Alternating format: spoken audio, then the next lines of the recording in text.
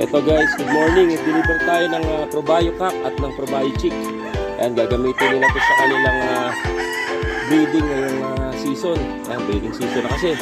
Ito namang Probayo Cock sa kanilang mga kinukondisyon. Ito. Kaya naman, ang gagwapo ng kanilang mga manok. Ha?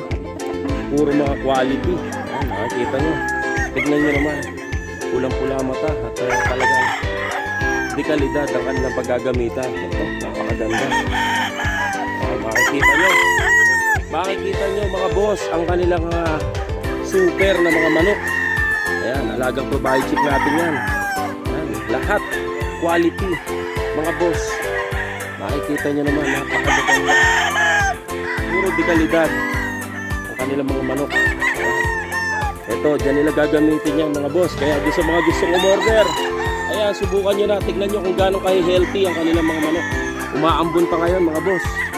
Ayan, makikita nyo, napakarami, ang gaganda. Ayan, sige, andito na lang tayo. Ito, basa na tayo ng ulan mga boss. Ayan, salamat po sa lahat. Sa mga gustong gumamit, PM lang. LC Dalig Game Farm. Ayan, ang ating suki, aking boss Alvin. Ayan, magandang araw sa lahat.